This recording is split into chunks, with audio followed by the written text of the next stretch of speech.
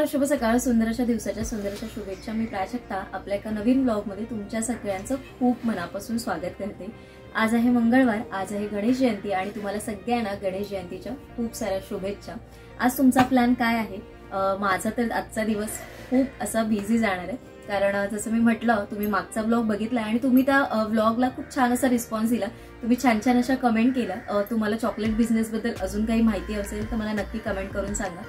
माझं असं म्हणणं आहे, माझं असं मत असतं, ज्ञान दिल्याने नेहमी वाढतच असतं आणि तुमच्याबरोबर शेअर करताना मला देखील काहीतरी अजून त्याच्यामधलं क्रिएटिव्हिटी अजून आठवत असते आणि मी माझ्या ह्याच्यामध्ये पण काही ना काहीतरी भर पडतच असते.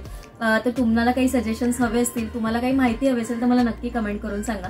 मी नक्की ती देण्याचा प्रयत्न करेन. तर आजच्या ब्लॉगमध्ये काय असणार आहे? तर आजच्या ब्लॉगचं स्पेशल असं आहे की आज हळदी कुंकू करायचं मी ठरवलंय, कारण आज दिवस तर खूप चांगला आहे आणि आता 2-3 दिवस उरलेत. आय थिंक 15 का 16ला रथसप्तमी आहे आणि एकदा ना ते सुरुवातीला होऊन गेलेलं असतं ना हळदी कुंकू, ते बरं असतं. पण यावेळेस राहिलं माझं आणि मग आता उशीर शेवटी शेवटपर्यंत आला आणि म्हटलं आज करूया. कालच्या ब्लॉगमध्ये जे काही मी शेअर केलेलं तर मला लाडू पण करायचे होते, पण नाही जमलं. पण नंतर मी खूप दमली, मग ते पण राहून गेलं. तर आता पूजा वगैरे सगळी आवरली आहे आणि आता लाडूची तयारी मी थोडीफार केली आहे. आता जस्ट ते वळायचे आहेत लाडू आणि त्याच्यानंतर मग मी म्हटलं की ज्या कोणी मैत्रिणी घरी येतील हळदी कुंकूसाठी त्यांना खायला काय द्यायचं. नेहमीच काही ना काहीतरी मी देते, काही ना काहीतरी मी असे कंटेनरच बनवते, म्हणजे त्यांना ते कॅरी करायला किंवा खायला इझी पडतात. तर यावेळेस मी म्हटलं गणेश जयंती आहे, तर गणेश जयंतीच्या निमित्ताने काय बनवावं आपण. तर मी म्हटलं की आज मोदक बनवूया, उकडीचे. आणि उकडीचे मोदक हे लहानांपासून मोठ्यांपर्यंत सर्वांना खूप आवडतात. सगळ्यांचं फेवरेट असं फूड असेल उकडीचे मोदक, कोणीही नाही म्हणणार नाही त्या उकडीच्या मोदकाला. तर मी म्हटलं की आज आपण उकडीचे मोदकच त्यांना देऊया. तर आज त्याचीच आता तयारी आहे. मी ऑलरेडी आपले व्हिडिओज उकडीचे मोदकाचे वगैरे सगळे शेअर केले, पण तरी देखील आजच्या ब्लॉगमध्ये मी कसं तयार करणार आहे, कारण मला ना असं खूप सुंदर असं एकच असं मोठं असं मोदक जे आहेत आपल्या म्हणजे आपण जेव्हा कंटेनर मी रेडी करेन त्याच्यात असं छानसं असं दिसेल मोदक, तर तशा पद्धतीचे मोदक बनवणार आहे. त्याचं रेसिपी डिटेलमध्ये मी नाही, पण एक थोडक्यात तुम्हाला नक्की तुमच्याबरोबर शेअर करेन. ब्लॉग कुठेही स्किप करू नका, सुरुवातीपासून शेवटपर्यंत बघा. व्हिडिओ आवडत असतील तर लाईक, शेअर, चॅनलला सबस्क्राईब करायला विसरू नका. चला तर मग आपण सुरुवात करूया आता कामांना. तुमच्याबरोबर बोलता बोलता माझा पाक तयार झालेला आणि मी सगळं साहित्य मिक्स करून घेतलं आणि नाही थोडंसं कोमट व्हायला दिलंय आणि मग मी लाडू वळते, कारण थोडंसं थंड झालं ना की लाडू पटापट वळले जातात आणि हाताला चटका देखील कमी लागतो. तुम्ही ही ट्रिक नक्की वापरून बघा. आता मला मोदकांसाठी सारण तयार करायचं होतं, तर मी 2 मोठे नारळ किसून घेतलेले आणि त्याच्यामध्ये गूळ आणि खोबरं असं ओतून सगळं मिक्स करून एक गरम करून घेतलेलं, म्हणजे सगळं एकजीव छान असं होईल. आता आपल्याला करायची ती मोदकांसाठी उकड. तर उकड परफेक्ट असणं गरजेचंच आहे. त्याच्यासाठी मी ना 2 पेले तांदळाचं पीठ घेतलेलं आहे आणि 2 पेले पाणी घेतलेलं आहे. हे प्रमाणच असलं पाहिजे. त्याच्यामध्ये थोडंसं मीठ आणि चवीप्रमाणे तुम्हाला जसं पाहिजे असेल तसं तुम्ही मीठ टाका, थोडंसं तेल. हे सगळं ना छानपैकी गरम उकळी आली की आपल्याला तांदळाचं पीठ ओतून घ्यायचं आहे. गॅसची फ्लेम खालून बंद करायची, सगळं मिक्स करून घ्यायचं आहे आणि छानपैकी हे थंड होईपर्यंत ना झाकून तसंच ठेवून द्यायचं आहे. थंड झाल्यावर जर तुम्ही मळलात ना तर तुमची उकड खूप छान अशी सॉफ्ट अशी होईल. इथे सारण पण मी ट्रान्सफर करून घेते. नंतर मला ते पॅन किचनमध्ये राहिला ना की खूप म्हणजे स्पेस खूप अडली जाते, म्हणून मग ट्रान्सफर करून घेते. थोडेसे काजू, बदाम, जे काही तुम्हाला बेदाणे वगैरे जर त्याच्यामध्ये काही टाकायचे असले तर ते तुम्ही टाकू शकता.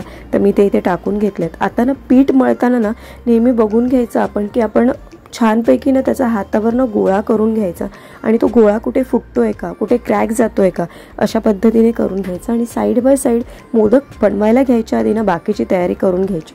म्हणजे केळीचं पान जसं मी चाळणीमध्ये ठेवून रेडी करून घेतलेलं आहे, ज्याच्यामध्ये मोदक पात्रामध्ये आपण मोदक उकडायला टाकणार आहे त्याच्यामध्ये पण पाणी भरून तयार करून ठेवलं आहे. म्हणजे ते सगळ्यामध्ये ना आपला वेळ जात नाही. फक्त मोदक केले आणि परत शिजत ठेवले ना की ते परफेक्ट होतात. कारण मग जास्त वेळ मोदक बाहेर जरी ठेवले ना करून मग त्याला भेगा पडतात आणि मग जेव्हा आपण उकडतो ना मोदक तेव्हा ते फुटले जातात.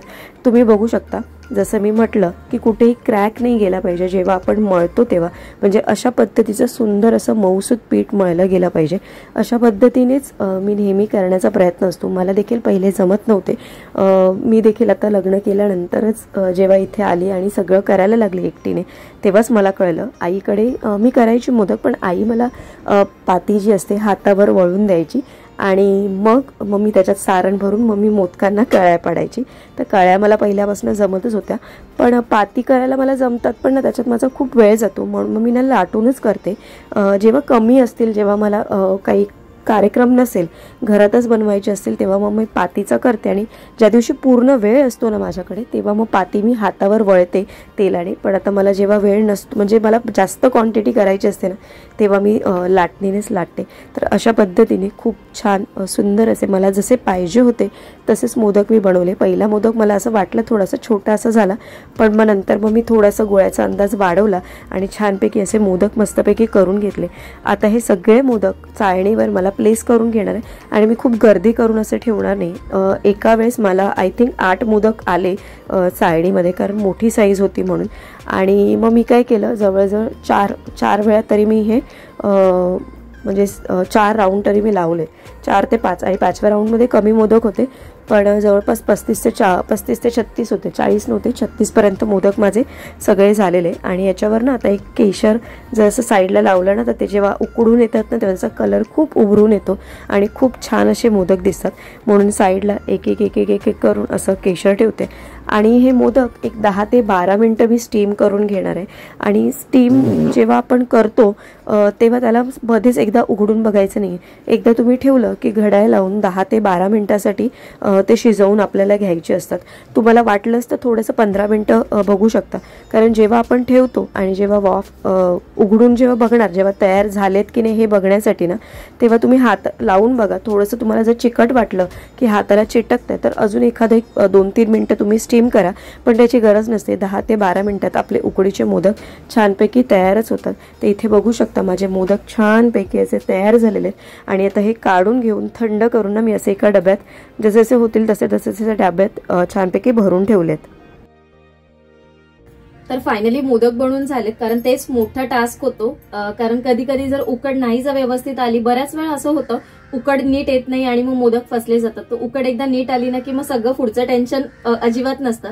म्हणून उकड एकदम लक्ष देऊन केली, म्हणजे प्रमाणात घेऊन जर आपण केली ना, तर परफेक्ट उकड आली तर मोदक परफेक्ट बनतात. तर मी आज थोडक्यात तुमच्याबरोबर शेअर केलेलं आहे. तर आता मोदक माझे रेडी आहेत, तिळाचे लाडू देखील रेडी झालेत. आणि आता मला आता नैवेद्य दाखवून घ्यायचं, त्याच्यानंतर जेवायचं आहे आणि त्याच्यानंतर मग बाकीची कामं आहेत. त्याच्यानंतर मी वाण काय आणलंय ते तुम्हाला दाखवायचं आहे, तिळगुळ लाडू पॅक करायचे, त्याच्यानंतर कंटेनर आणले ते क्लीन करून घ्यायचे आणि ते कंटेनर जे आहेत ते स्टफ देखील करून घ्यायचे, म्हणजे भरून घ्यायचं. मी काय काय मोदकाबरोबर त्याच्यामध्ये काय काय अजून भरणार आहे ते देखील तुमच्याबरोबर शेअर करायचं. आणि सर्वात महत्वाचं म्हणजे मला देखील तयार व्हायचंय. तर आता उशीर न करता, कारण सकाळपासून पण मी थोडी बाहेर गेलेली, ती पण थोडी गडबड होती आणि मग येऊन हे सगळं आवरेपर्यंत अजून उशीर झाला. तर आता मग नंतर ना एकदम असं खूप दमल्यासारखं होईल, म्हणून मग आता पहिलं जेवून वगैरे घेऊन मग ब्लॉग कंटिन्यू करते. इथे आता बाकीची तयारी करायची. तुम्ही बघू शकता मी इथे केळीचं पान पण धुवून त्याला सुकण्यासाठी ठेवून दिलेलं आहे आणि नंतर ते आता परत पुसून घेईल. म्हणजे ज्या कंटेनरमध्ये मी भरणार आहे तिथे खाली मी केळीचं पान ठेवणार आहे, त्याने खूप छान सुंदर देखील लुक येईल आणि मोदक कुठे खराब देखील होणार नाही. इथे तिळगुळ आणि लाडू खूप हाताला मग असेच आपण दिले तर चिकट होतात हात, म्हणून त्यामुळे असे झिपलॉक बॅगमध्ये भरून घेते. मी 2 वेगवेगळे झिपलॉक भरते. काहीमध्ये मी सिंगल लाडू भरणार आहे आणि काहीमध्ये मी डबल लाडू भरणार आहे. जी कोणी लहान मुलं येतील त्यांना मग सिंगल लाडूचं पाऊच देते आणि जेव्हा कधी बायका ज्या येतात त्यांच्यामध्ये मग मी असं डबल लाडवाचं पॅकेट देते. हे अशा पद्धतीने जर करून ठेवलेलं असेल ना, मग जेव्हा काही बायका जर एकदम आल्या तर मग गडबड होत नाही, पटकन एक पाऊच दिला की मग होऊन जातं. आता थोडी तयारी करते मी. इथे बघू शकता थोडंसं असं टेबलवर मी डेकोरेशन केलंय. इथे मी ज्या वेण्या आणल्यात ना, जी फुलं ती ठेवणार आहे, म्हणून हे असं डेकोरेशन केलंय. हे जे लाडू पॅक केलेले ते असे ठेवलेत इथे. इथे मला चॉकलेट्स ठेवायचे, पण चॉकलेट्स मी म्हटलं आता नको, नंतर ठेवूया. तिथे वाण ठेवायचंय आणि आपला हळदी कुंकूचा करंड आहे तो पण भरून घ्यायचा मला. आता फक्त अशीच बेसिक तयारी करते मी, जसं जसं एका साईडला दुसरी कामं, एका साईडला दुसरी कामं, असं सगळं माझं चालू आहे. तर जेव्हा पूर्ण फायनल होईल तेव्हा तर तुम्हाला बघायला मिळणारच आहे, पण म्हटलं जशी अशी तयारी करते, जसं जसं ब्लॉग शूट करते तसं तुमच्याबरोबर सगळ्या शेअर करूया.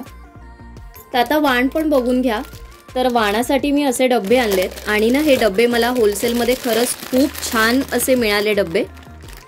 आणि हे बघा मस्त डब्बे आहेत आणि बऱ्यापैकी मोठा डब्बा आहे आणि ना ह्याचं झाकण पण जसं आहे ना मी असेवालेच घेते, नाहीतर ना मग ते साईडने खूप खराब होऊन जातात. हे पॅटर्न जर म्हणाल तर तुम्ही खूप जुन्या पद्धतीचं पॅटर्न आहे म्हणाल, पण असेच डब्बे खूप छान असे टिकतात. तर अशा पद्धतीचा मी डबा घेतलाय. आणि तुम्हाला कसा हा डब्बा वाटला मला नक्की कमेंट करून सांगा. अशाच पद्धतीचं वेगवेगळं काहीचं स्टीलचेच वस्तू घेण्याचा माझा प्रयत्न असतो, कारण ते यूज होतात. आपल्याला युजफुल वस्तू दिली तर नेहमी चांगली. तर आता हे असं सगळं अरेंज करून घ्यायचं इथे. आणि इथे अजून एक डब्बा दाखवते मी तुम्हाला. हा पण मी वाणासाठीच घेतलाय. हा छोटा डब्बा आहे, हा पण त्याच आहे, पण याची पण क्वालिटी खरंच खूप सुंदर अशी क्वालिटी आहे. आणि ना भाजीसाठी हा खूप सुंदर डब्बा आहे, तिथल्या तिथे छोटासा. हा माझ्या एका मैत्रिणीसाठी घेतलाय मी. तिला स्पेसिफिकली मला असंच काहीतरी द्यायचं होतं हळदी कुंकूला, म्हणून तिच्यासाठी म्हणून हा डब्बा घेतलाय. आणि यातले अजून 1-2 पीस घेतल्यात, म्हणजे ज्या घरातनं मला 2 वाण द्यावे लागतात ज्या घरात, तर त्यांच्यासाठी म्हटलं आपण हा एक देऊ आणि मग हा एक देऊ, म्हणून हा डब्बा घेतलेला आहे. हा पण त्याच रेंजमध्ये आहे, जो त्या रेंजमध्ये तोच रेंजमध्ये, फक्त याचा साईज वेगळी आहे, याची साईज वेगळी आहे, पण क्वालिटी तेच आहे, सेम क्वालिटी आहे ही पण. तर हा पण घेतलाय. हा पण तुम्हाला कसा वाटला मला नक्की कमेंट करून सांगा. दोघांनाही वाण वेगवेगळं होईल ना या हिशोबाने मग हा घेतलाय. पण आता ना हे एवढे मोठे डब्बे आहेत, कसे अरेंज करू मला कळत नाहीये, तरी पण बघू.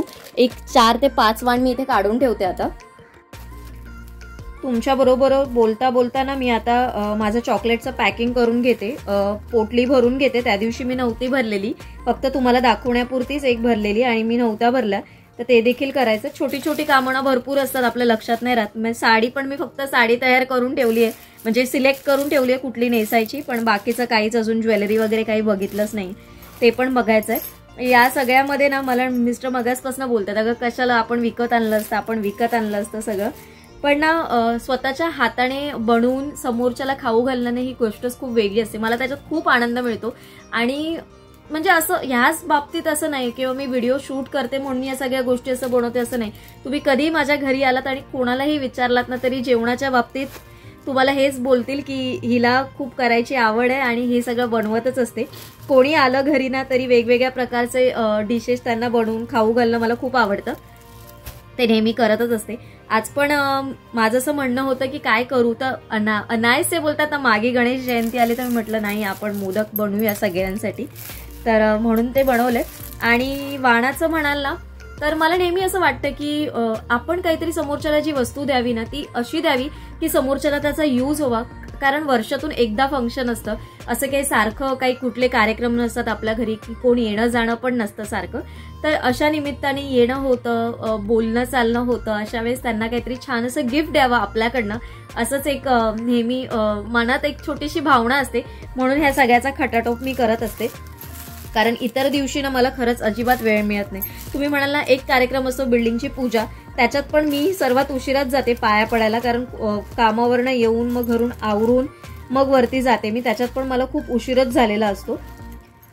तर आता हे चॉकलेटचे पॅकेट्स भरून घेतले, तर चला आता पहिली साडी तयार करून घेते. अजून बाकीचं सगळं बॉक्सेस अजून रेडी करायचे, ते तुम्हाला दाखवते पुढे पुढे.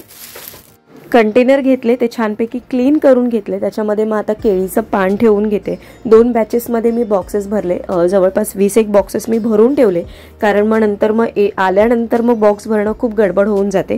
आणि तुम्ही बघू शकता केळीचं पान आणि उकडीचे मोदक, आहा, हे कॉम्बिनेशनच काही जगाच्या वेगळंच, एकदम भारी कॉम्बिनेशन आहे हे.